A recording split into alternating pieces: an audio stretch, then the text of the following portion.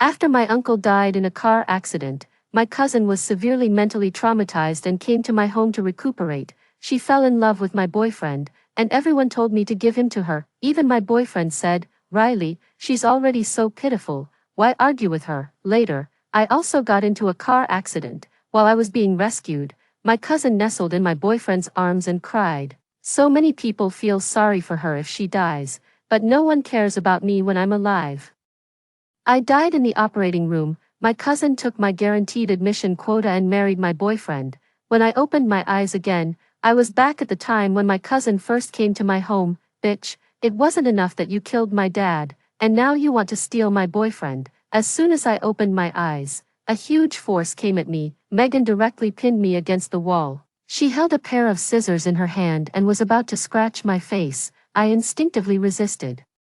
Megan was pushed away by me, and the scissors flew out of her hand. She stumbled back a few steps and fell down the stairs. Her hand was scraped, and blood dripped down. Megan simply sat on the ground, covering her face and crying bitterly. The surrounding classmates all stopped and looked over curiously. "Riley, what are you doing?" The person who rushed over in a hurry was my boyfriend, Elliot. He helped Megan up from the ground. "Are you okay?" Following Elliot, my best friend, Tina, also rushed over. Seeing Elliot's reaction, she was furious. "Elliot, are you blind?" Megan was the one who held the scissors first and tried to scratch Riley's face. "Whose boyfriend are you anyway? If Megan can't tell the difference, can't you?" Perhaps Tina's voice was too loud. Megan, as if frightened, cowered in Elliot's arms and cried even harder. Elliot frowned. "Tina, you know Megan's situation. After her dad passed away suddenly, she developed severe mental illness. How could you stimulate her at this time? Don't you have any basic compassion?" As if feeling protected, Megan timidly tugged at Elliot's sleeve and stubbornly repeated, "You're my boyfriend." Elliot stroked Megan's head and said in a soothing tone, "Yeah." Satisfied, Megan glared at me and triumphantly said, "If I see you talking to Elliot again, I won't be so nice." Elliot sighed. He gave me an apologetic look, then picked Megan up in his arms. "Your hand is injured. I'll take you to the hospital first." This scene was all too familiar. In my previous life, I also watched Elliot and Megan leave like this. At that time, I was as angry as Tina, but I could do nothing. After all, Megan was really pitiful. My aunt died during childbirth, and Megan was raised by my uncle. Then, in her senior year of high school, my uncle died in a car accident. As a result, Megan was severely mentally stimulated and started having intermittent episodes. To take care of her, my mom brought her to our home. At first, I gave Megan everything she wanted. She wanted to live in my room and wear my clothes, and I agreed without hesitation, until one day, Elliot came to my home as a guest. He was the heartthrob of our school and the young master of the Jones family group. Megan fell in love with him at first sight. "Sister, give Elliot to me." I refused Megan, but after that, whenever Elliot was mentioned, she became a bit crazy. She began to think that Elliot was her boyfriend and that I was the mistress trying to steal him. Whenever she saw Elliot and me on a date, she would cry bitterly and even cut herself with a knife. Later, on a rainy night, Elliot and I were watching a movie outside when she called me frantically, saying she had been kidnapped. I rushed there in a panic and got into a car accident on the way. While I was being rescued, my soul seemed to float out of my body and drifted outside the operating room. Megan was nestled in Elliot's arms, crying. "I was just joking. I didn't think she'd take it seriously. If Sister Riley dies, many people will remember her, but when I'm alive, I only suffer, and no one ever cares about me." Elliot couldn't help but hold her tighter. "Who says no one cares? You still have me." After I died, Megan seemed to become much more normal mentally. She recognized my parents as her own, took my guaranteed admission quota, and went to top 1 university with Elliot. On Qingming Festival, she burned paper money for my uncle and me. "Dad, cousin, thank you for help. If it weren't for you, I couldn't even get into a junior college. How could I have what I have today?" At that moment, my soul suddenly realized, Megan was never sick. It was all a carefully planned conspiracy. A clear female voice came from beside me. "Do you want to do it all over again?" I didn't hesitate. "Yes." So when I opened my eyes again, I was back on the day Megan transferred to our school. Just as Elliot was about to carry Megan away, I suddenly strode up and said in a solemn voice, "Elliot, Let's break up. Elliot's expression changed instantly. He frowned and said, Riley, don't be childish, I'm serious. I said calmly, if you want to take care of Megan, then take good care of her. It's over between us. After that, ignoring Elliot calling my name desperately behind me, I turned and left. After school, I called Tina to a coffee shop. Does your dad know someone at the traffic police department? I wanted to find out the truth about my uncle's car accident. My uncle was an experienced truck driver. Everything seemed normal that day, but he drove into a bridge pier. After hearing me out, Tina got goosebumps. You think his death might not be that simple? I remained silent. My uncle was a good man. Although he didn't have much ability, he was very ambitious. My family offered to support them several times, but my uncle refused. After his death, Megan was adopted by my family, moved into our spacious villa, and started living a life with drivers and nannies taking care of her. Right now, it was all just speculation, but thinking about Megan's expression when she paid tribute to her dad in my previous life, I couldn't help but think the worst. Tina said she could handle it. As soon as she left, my phone rang. It was Elliot. Riley, where are you? Let's talk. I didn't plan to meet Elliot, but he still found this coffee shop because he knew me so well. Riley, stop being angry. He sat beside me, holding the pistachio puffs I loved the most.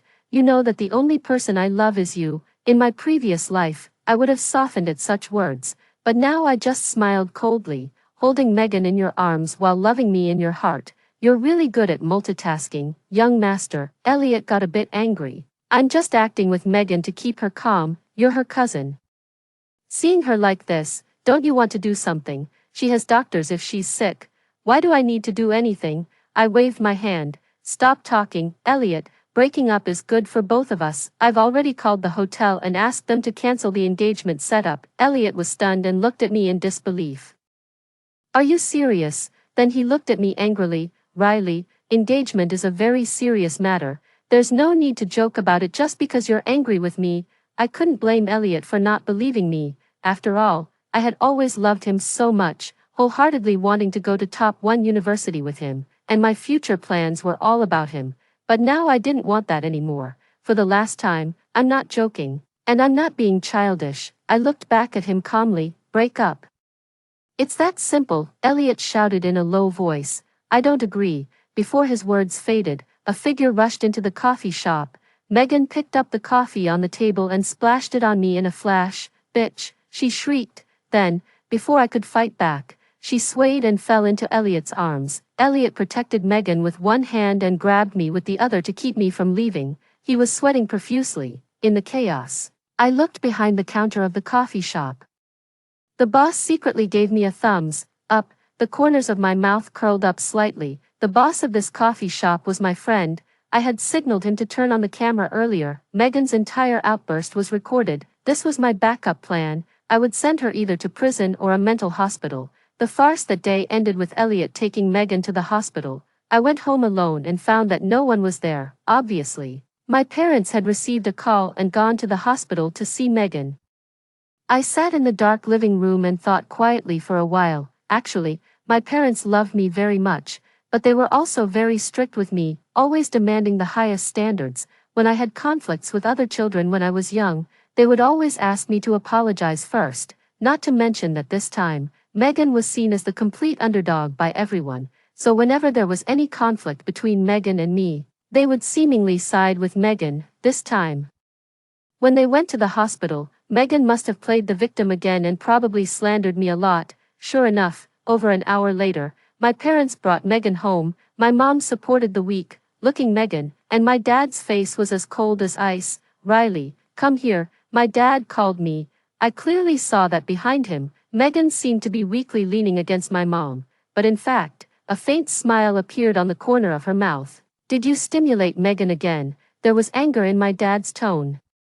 You know Megan is sick, but you still embarrassed her in public. Riley, when did you become such a heartless person? Look, Megan had twisted the truth again. She was the one who rushed in and splashed coffee on me, but now it was me who embarrassed her. In my previous life, I would have desperately defended myself, proving that I didn't do such a thing, but in this life, I knew self-justification was useless. What was useful was to go crazy with Megan, it was just about pretending to be sick.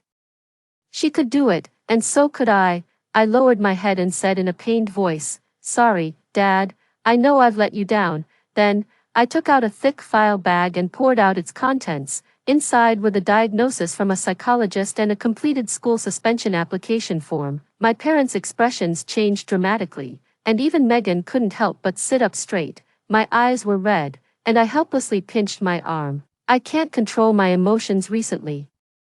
I can't concentrate at all when studying. I think I might kill myself if this goes on. Mom and Dad have limited energy and can't take care of both Megan and me at the same time. As the older sister, I should give in to her, so let Megan take the college entrance examination this year, and I'll suspend my studies for a year. As soon as I finished speaking, my mom became flustered. This won't do. My dad was calmer than my mom. He took my mom to the bedroom. They spoke in low voices, but their conversation still drifted out from time to time. My mom's voice was tinged with sobs.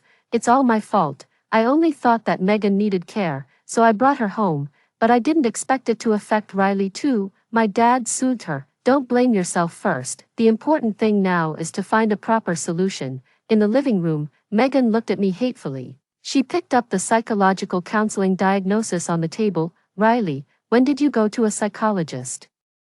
You must have forged this." I curled the corners of my mouth and said softly, "You've never even been to a psychiatrist and just talk nonsense." "At least I have a forged certificate." The next second, my parents came out of the room. I immediately put on a helpless expression. "Please, stop scolding me. I'm willing to give Elliot and Mom and Dad to you. If you're still not satisfied, I'm willing to disappear from this world forever." "Riley, what are you saying?"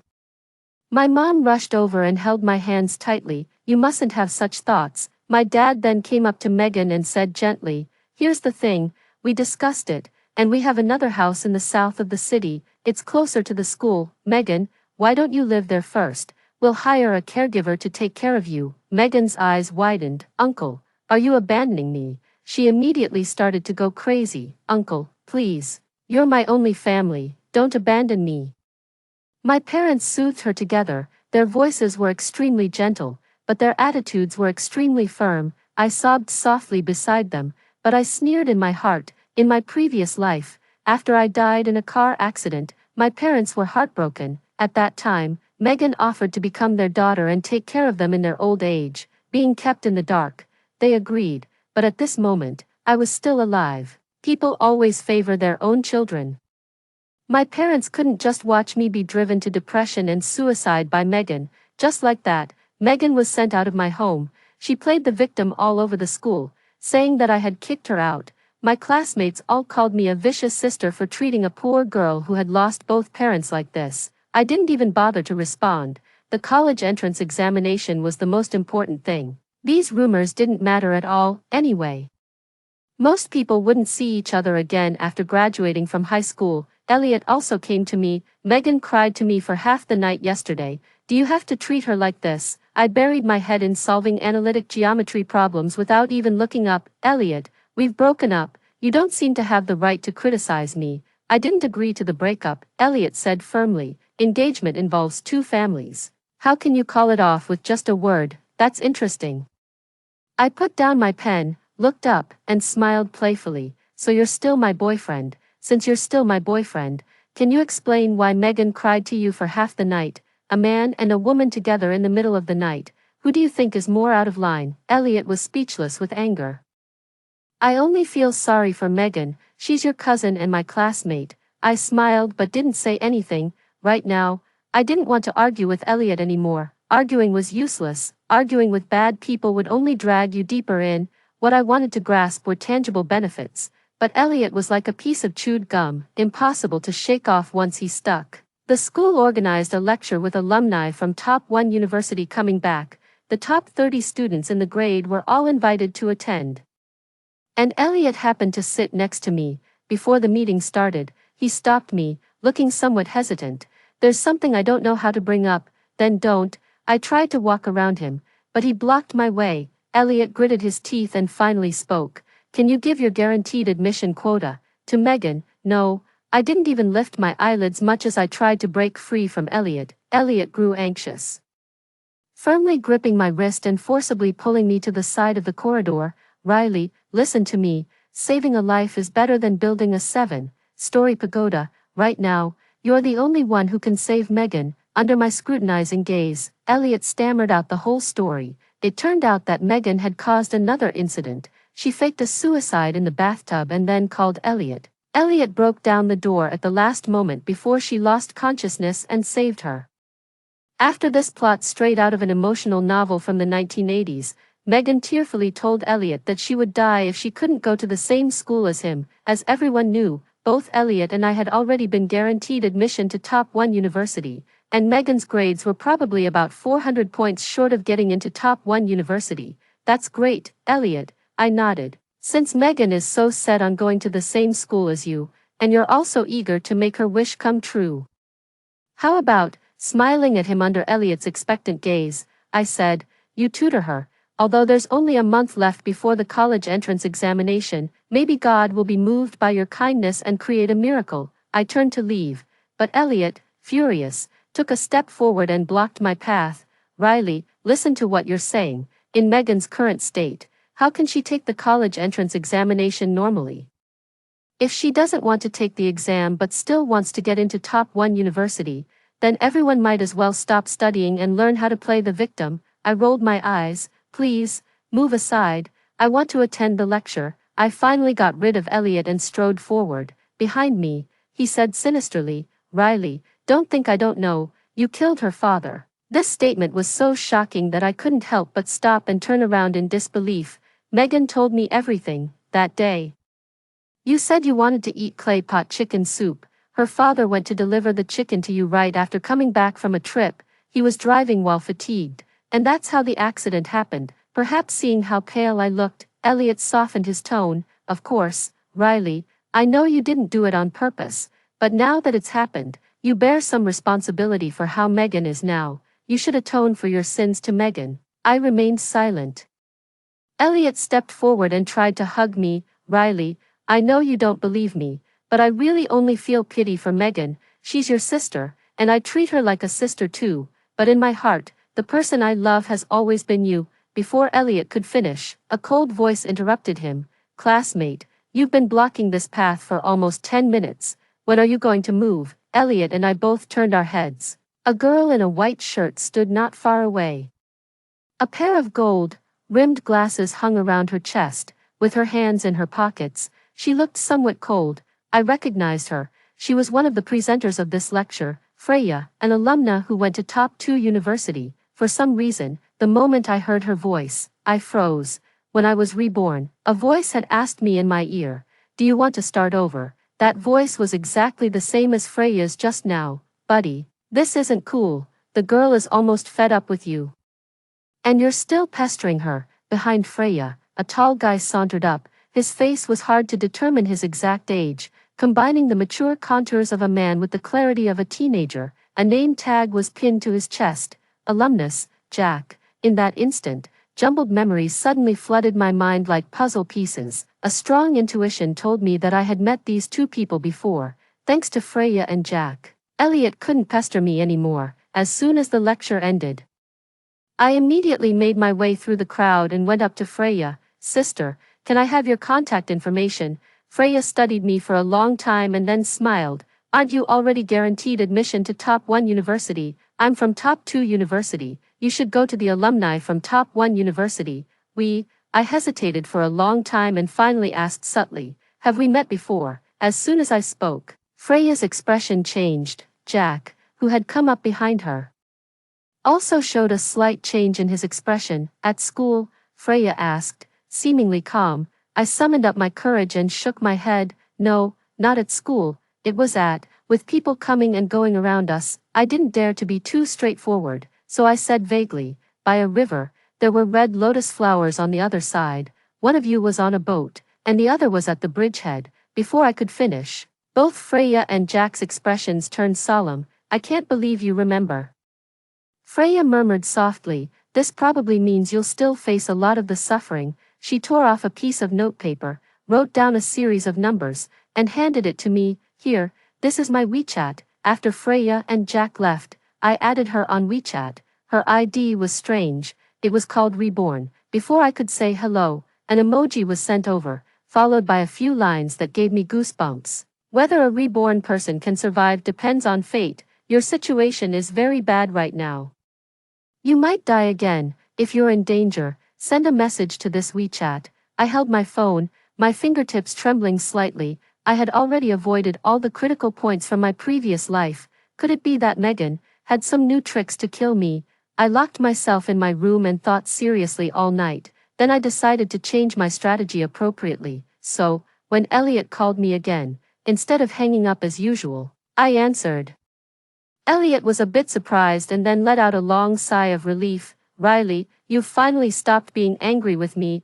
I tried my best to hold back the urge to roll my eyes and said calmly, what's up? It's my birthday party on Friday, Elliot said. All the classmates will come. Riley, you'll come to celebrate with me, right? All the classmates would come. I sneered silently and asked, will Megan come too? Elliot's throat felt tight. Well, if you don't want her to, no, I didn't mean that. I'll come to celebrate your birthday. After hanging up the phone, I smiled faintly. Megan was quite something. She'd pretend to be sick when it came to the college entrance examination, but she'd be perfectly normal when it came to a party. But it didn't matter. I originally wanted to find an opportunity to observe her actions. So on Friday night, I arrived at Elliot's birthday party on time. The party was held in a private club's VIP room. Elliot was, of course, the well-deserved center of attention, surrounded by everyone, and Megan stood beside him. It was obvious that she had dressed up carefully, with light makeup on her face and wearing a Chanel suit. I narrowed my eyes slightly.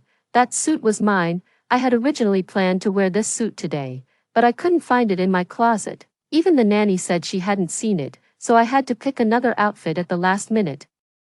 I didn't expect it to be worn on Megan. The Jones family was a prominent family, and Elliot's birthday party had a business, networking aspect. From time to time, people from the business world would come to toast the future young master. After toasting, they would look at Megan beside Elliot, and Megan would also greet them with a smile. I've long heard that Miss Megan is extremely outstanding. Now that I've met you, I see the rumors are true. Our company has always been interested in cooperating with Mr. Smith, if possible. I hope Miss Megan can put in a good word for us. This is a gift I prepared for Mrs. Smith. Megan smiled brightly, saying she would pass on the words and the gift, but before she could take the gift box, a hand that came from the side snatched it first. Of course, it was my hand, taking the gift box. I smiled and nodded my thanks to the person who gave the gift. My mom loves this brand of face cream the most. I'll thank you on her behalf first. The guests were taken aback, sizing me up and down, and then asked hesitantly, you are, Riley? I held out my hand gracefully to shake theirs and greet them. The guests were confused. Then who is this young lady? Everyone's eyes fell on Megan, obviously, except for the classmates from our school. Others had mistaken Megan for me. After all, I was the one engaged to Elliot, and I should have been the one standing beside him at the birthday party today. Megan had clearly taken my place. Before Megan could introduce herself, I spoke first. Uncle, you came to celebrate Elliot's birthday and also wanted to send a gift to the Smith family through me. Now that both goals have been achieved, why does it matter who the others are? After I said this, Megan's face instantly turned pale. The guest was also a sensible person, since he needed something from my family. He immediately agreed with me. Miss Song is right. I'm sorry for the mistake just now. Miss Song's speech is so clear and decisive. No wonder you're a lady from a noble family. Out of the corner of my eye, I saw Megan so angry that her eyes turned red. She turned around and ran out the door. She looked so pitiful. I saw Elliot show a pained expression and was about to follow her. I grabbed him. Fiancé, where are you going? Elliot angrily pulled his hand away. Riley, is this really necessary? Megan is also part of your family. She helped collect the gifts before you arrived. Why do you have to be so sarcastic to her in front of so many strangers? I sneered. Right, she helped collect the gifts for me. What's next? Stand beside you instead of me, cut the cake with you instead of me, and maybe even marry you instead of me. Elliot frowned tightly. Riley, I always thought you were a generous and graceful girl. How could you become like this? After that, he left me and chased after her alone. Everyone looked at me. They all saw that the young master of the Jones family had just abandoned his fiancée to chase after Megan. Megan should be very proud, right? It didn't matter, let her be proud for a few days. After all, just now, I had obtained the clues I wanted. That night, I received a text message from Megan. It contained a photo of Elliot lying on the bed, half undressed, with his eyes slightly closed. He's with you, but the one he really loves is me. Riley, you still lost. I looked at the phone and scoffed. Do you know how to truly crush someone's spirit? It's to kick them off the cloud when they think they're just one step away from success. So I opened WeChat and posted a moments visible only to Elliot. It was a large bouquet of roses with the caption, "Thank you for the flowers, I love them." After posting this moments, I turned on Do Not Disturb mode on my phone and went to sleep. The next day was the weekend. When I woke up, there were more than a dozen missed calls on my phone, all from Elliot. Opening WeChat, I saw that Elliot had sent several screens of messages. Riley, who sent you the flowers? You're my fiancé, but you're still involved with other men. What would your parents think if they knew? How ridiculous. Elliot always seemed to lack the ability to reflect on himself, being strict with others but lenient with himself. In this regard, he and Megan were a perfect match. But now, he finally felt this sting. This was my plan. No matter how many times I told Elliot to cancel the engagement, he would only think I was being childish. But when there's a possibility that I might fall in love with someone else, he would really panic. When you're about to lose something, that thing suddenly seems extremely precious. Sure enough, after these few words venting his emotions, Elliot quickly started trying to win me back. I admit it was wrong of me to leave you at the birthday party, but there was a reason. You should understand me, Riley. You'll never meet someone who treats you better than I do. I didn't reply to these messages, deliberately creating more of a sense of crisis for Elliot. That night, Elliot waited outside my house with a bouquet of roses. He even repeatedly questioned the nanny in my house. Has any other boy come to see Riley recently? I let him in at the right moment. He had waited outside for over 2 hours. Normally, he would have stormed off by now, but this time, there was no trace of impatience on Elliot's face. He even seemed a bit relieved that I finally let him in. You still can't let go of me, right? He handed the bouquet of roses to me. A wave of coldness welled up in my heart, but I smiled on my face. Of course, the joy of getting back what he thought he had lost filled Elliot's heart. He started going over every detail of the engagement ceremony with me. At the same time, to compete with that rival in love, Elliot forced me to take a photo of the roses he gave me and also a photo of the rings on our hands, and made me post another moments. I pretended to be reluctant. Oh, everyone will naturally know at the engagement ceremony.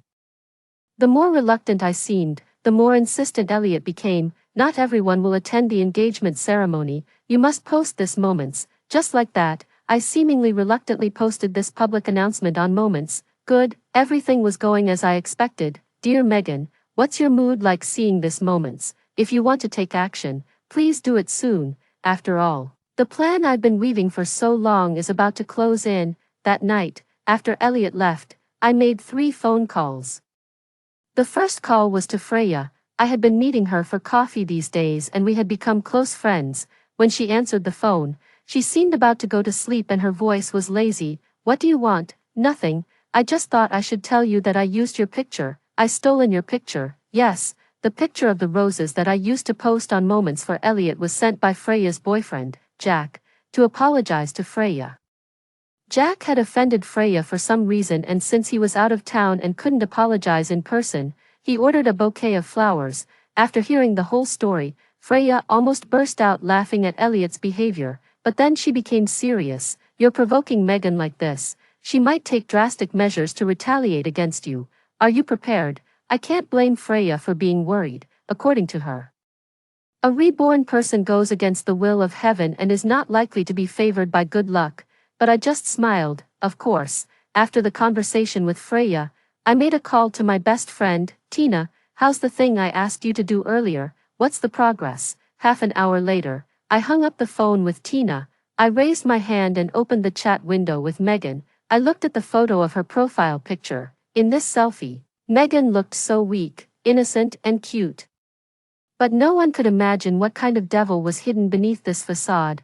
I have many ways to make this devil die quietly. But that's not enough. I want to expose her in broad daylight, and then let her be annihilated and never be reborn. In the following days, everything seemed peaceful and beautiful. The arrangements for my engagement with Elliot were confirmed one by one. The guest list was drawn up and the invitations were sent out, since the Jones family had a company promotion task recently.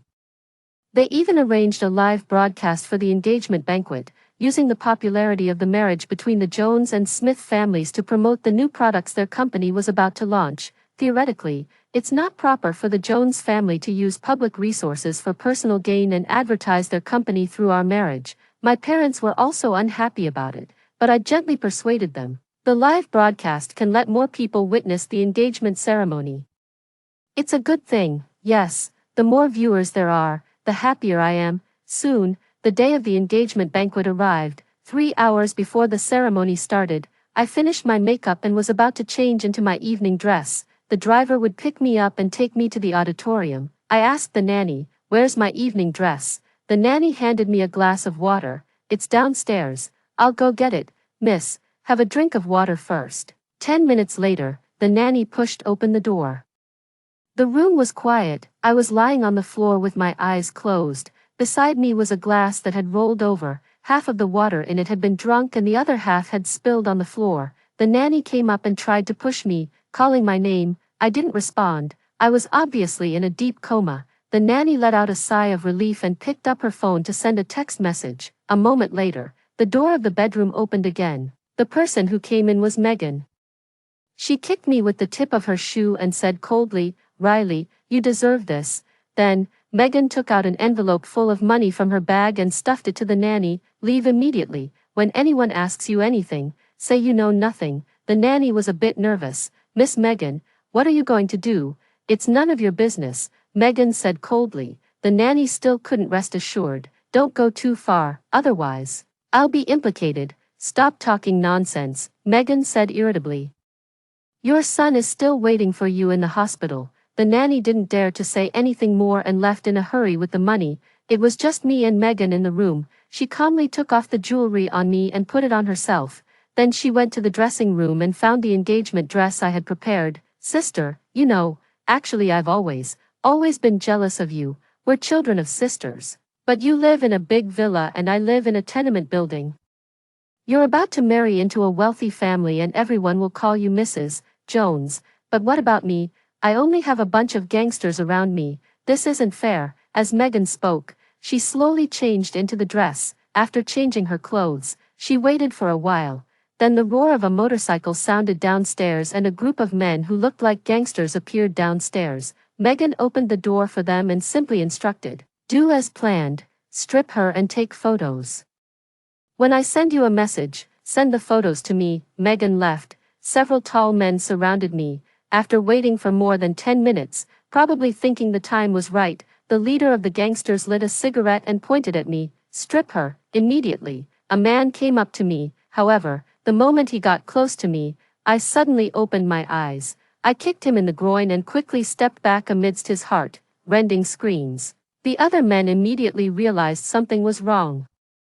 But before they could surround me, 2 figures came out from behind the screen in my room. "I like the decoration style of the Smith family," Jack exclaimed. "What do you think if we decorate our home like this after we get married?" Freya snorted. "Who said I want to marry you?" I was speechless. "Can you two solve my crisis first before showing your affection?" Before I finished speaking, Jack had already taken action. He quickly flashed in front of one of the men and grabbed his collar. The man roared, "Who the hell are you?" Jack squinted his eyes. Obviously, he was a bit angry. "You're not respectful to your elders." "I don't like that." After that, he lifted the man up with one hand and threw him against the nearby cabinet. The other 2 men looked at each other, took out their switchblades and rushed towards Jack from left and right. Jack sighed. Fighting in ancient times was more interesting. These modern kids don't know any martial arts. After that, he disarmed the 2 men with his bare hands.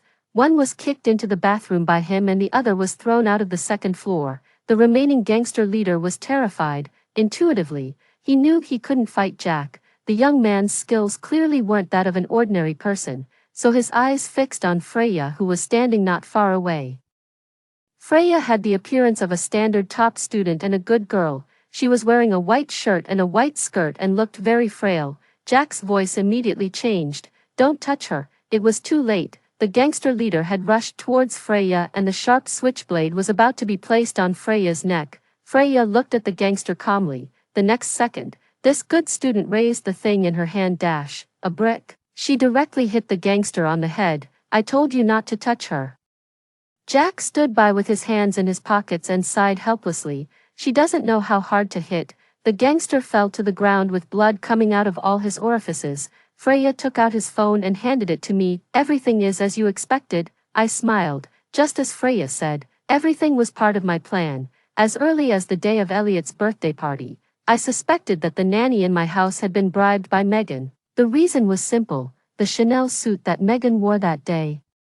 Besides me, only the nanny knew where it was, so I secretly observed the nanny later and sure enough, I found that she was in private contact with Megan. After confirming this suspicion, I was extremely on guard against every word and action of the nanny. I didn't really eat or drink anything she gave me. I also secretly took her phone when the nanny wasn't paying attention. Sure enough, under my continuous provocation, Megan decided to take action against me today. So I contacted Freya and Jack in advance and asked them to lie in wait at my house. This phone should be the one you used to contact Megan, right? I said to the gangster leader. He was lying on the ground, being stepped on by Jack. He raised his head and looked at me with angry eyes. Not saying a word, Megan asked you to take nude photos of me and send them to her. Then she would make them public at the engagement ceremony. Am I right? The gangster leader still didn't speak.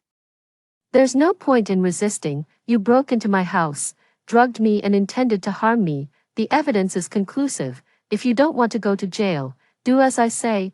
I held the phone in front of the gangster leader. Open the phone. The gangster leader turned his head away and ignored me. Fingerprint should work too. Jack tried to grab the gangster leader's hand. However, the gangster did something that no one expected. He put his thumb in his mouth and bit it until it bled. In short, he wouldn't tell the password and he also destroyed the fingerprint that could unlock the phone. You can't pretend to contact Megan on my behalf, he said loudly, with a fierce and proud tone in his voice. I looked at him with lowered eyes. After a moment, I smiled. So that's it, you weren't bribed. You really like her. The gangster leader was hit on the mark and turned his head away, not looking at me. I smiled. So that's how it is. These gangsters were all young, in their eyes. Megan was like a pure jasmine flower. Even if this jasmine flower asked them to do something immoral, they thought she must have been bullied first and had no choice. Since that's the case, it's easy to handle. I took out my phone and played the recording I had just made. Megan's voice sounded clearly. You're about to marry into a wealthy family and everyone will call you Mrs. Jones, but what about me?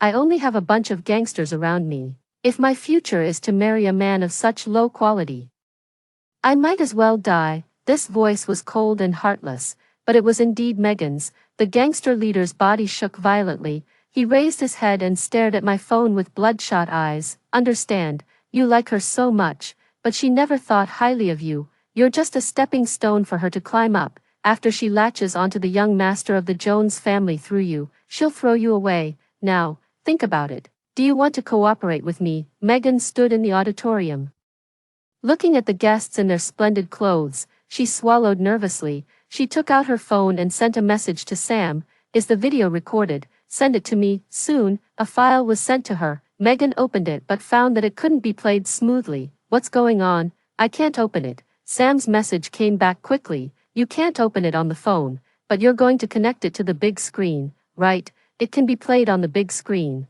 Megan felt a twinge of unease in her heart, but she quickly suppressed this worry. Sam was the leader of these gangsters and also her biggest admirer. She had promised Sam that she would marry him after she swindled money from these wealthy people, so Sam listened to her in everything. If Sam said there was no problem, then there was no problem. So Megan quietly approached the control center. At the moment, some photos of Elliot and Riley in the past were being shown on the big screen.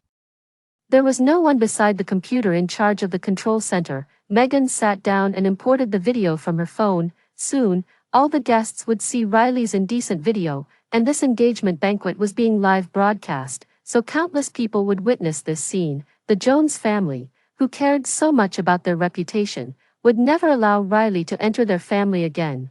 Megan imported the video and pressed the play button hard, in the center of the auditorium. Everyone turned around and was attracted by the video that suddenly started playing on the big screen. Megan, with a crazy smile, also looked at the big screen. The next second, her smile froze on her face. The scene of the video was in a coffee shop. Elliot and Riley were originally talking about something, when a girl with disheveled hair suddenly rushed in. She splashed a cup of coffee on Riley, and then fell into Elliot's arms. And Elliot tried to protect this girl and quarreled with Riley. The guests were already whispering, "My God, what's going on? Who is this woman? She doesn't look normal. Why is Elliot still protecting her? Could this girl be the mistress?" Soon, some guests saw Megan sitting beside the computer. "Isn't this the girl in the video?" "Yes, that's her. What does it mean? She came here to play this video. Is she trying to snatch the groom?" Before Megan could leave, Elliot rushed up and grabbed her. "Megan, what are you doing?" Elliot roared in a low voice, "Are you here to deliberately ruin my engagement banquet?" Megan's lips trembled. "It's impossible. The video that should be played is the one sent by Sam. It's not me. Listen to my explanation." Megan didn't know what to do. She hurriedly picked up her phone. "This video was sent to me by someone else.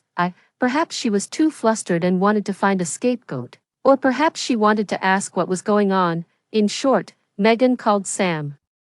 The familiar ringtone of the phone rang behind her. Megan turned around abruptly. I was wearing an evening dress and standing not far behind her, waving the thing in my hand. It was Sam's phone. The next second, I stepped onto the stage and took the microphone. "Hello, everyone. Thank you for coming to my engagement. I believe that you have just seen the video played by my cousin Megan. Obviously, the relationship among the three of us is a bit too crowded, and I'm very hesitant about whether to continue this engagement or not." Elliot roared. "Riley, what are you doing? I've told you many times that I just feel sorry for Megan." I smiled slightly. "Oh, then, I also have a video that I want to play." I connected my phone to the big screen, then.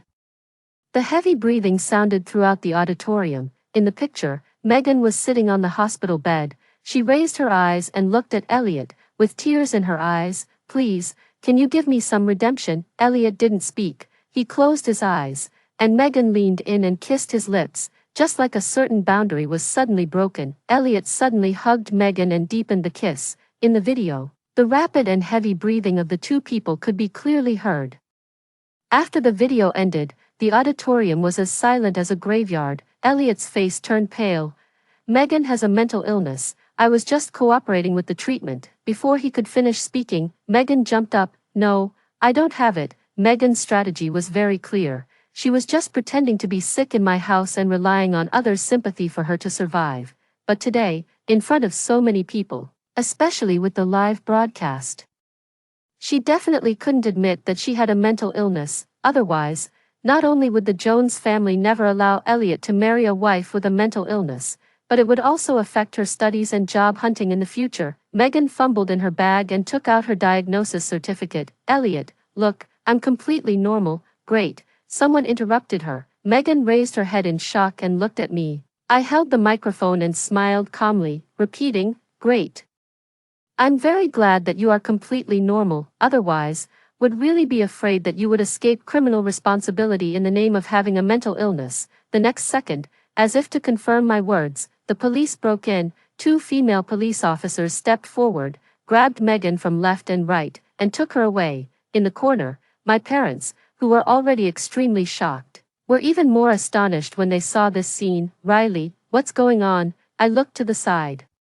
And Tina, who came in with the police, walked up to me. "Aunt and Uncle, Riley came to me a few months ago and suspected that Megan's father's death was not simple. My dad investigated and indeed found many doubtful points. For example, Megan's father was obviously an experienced driver, but he didn't fasten his seatbelt that day, and as soon as he crashed into the bridge pier, he smashed through the glass and fell into the river. Megan didn't call the police within 48 hours after her father went missing, making the autopsy very difficult when her father was found, but through subsequent investigation, we still found many clues.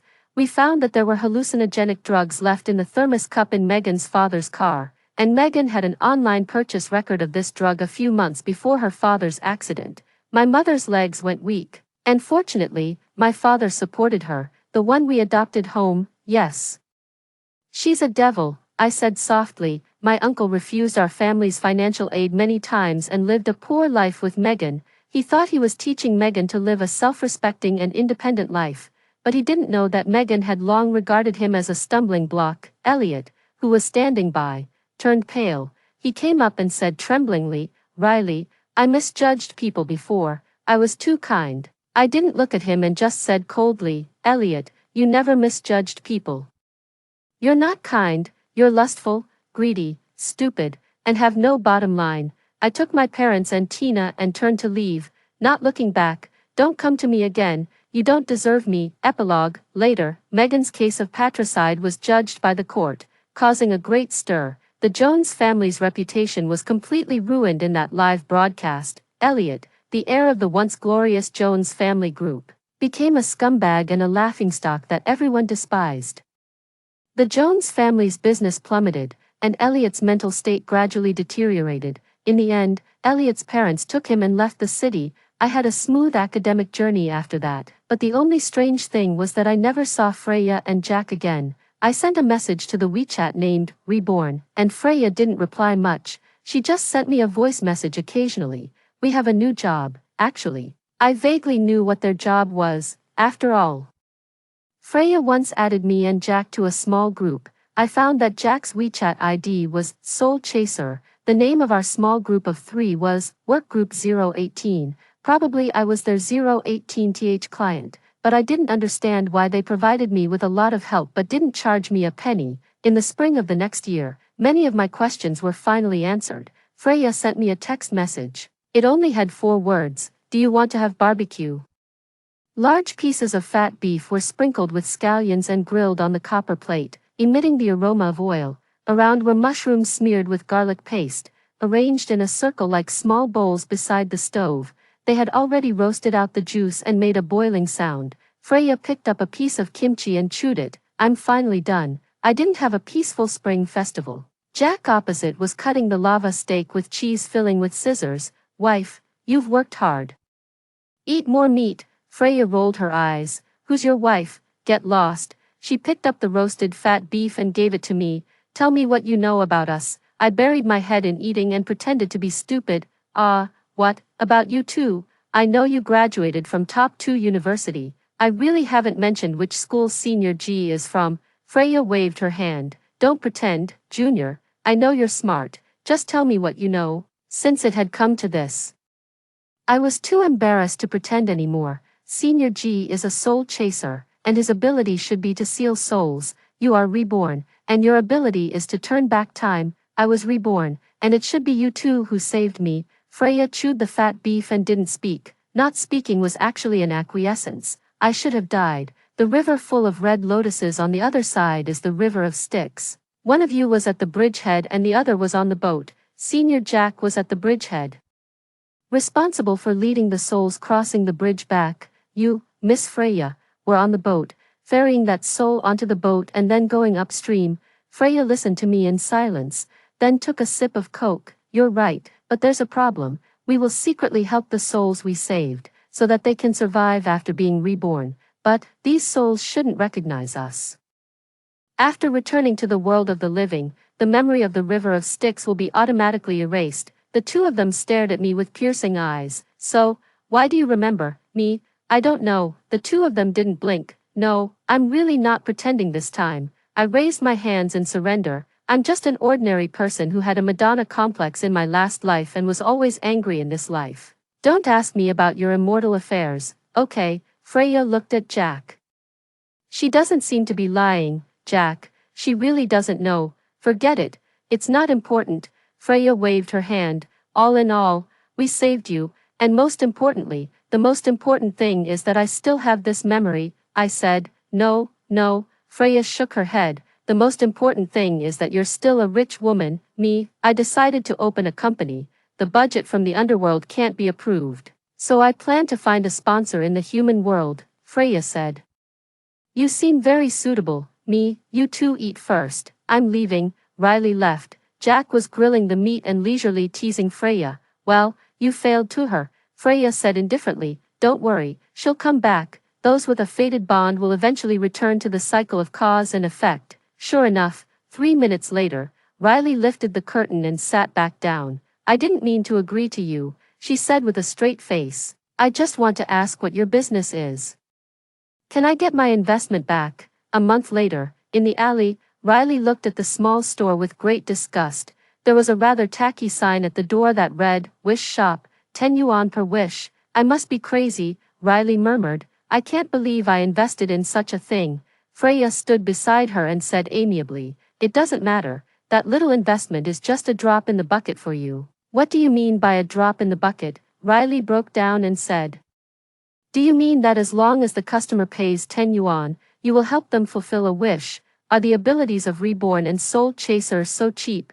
What are you talking about? Freya said inexplicably. 10 yuan is the price for making a wish, which means the customer can write their wish on a piece of paper and give it to me. As for fulfilling the wish, that's another price. By the way, let me introduce me, the store manager. And Jack, the assistant store manager, Riley sneered.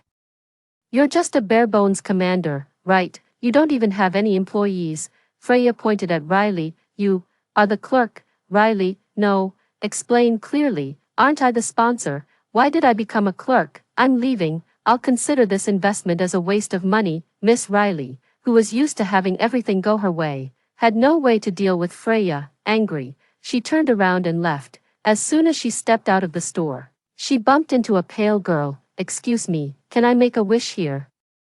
The girl asked timidly. Riley was stunned for a moment, and then she showed a warm smile. Yes, yes, please come in. Damn it, I really became a clerk. After the girl went in, Riley stood outside the store, wiping the sweat off her head in frustration. But this job of working for the immortals and witnessing the joys and sorrows in the world seemed not so bad. Anyway, the summer vacation was still long. It was time to welcome new stories. After hearing the story above, what are your thoughts? Feel free to share your opinions in the comments section. Looking forward to hearing from you. If you liked this story, don't forget to like it, share it, and subscribe to my channel. See you next time.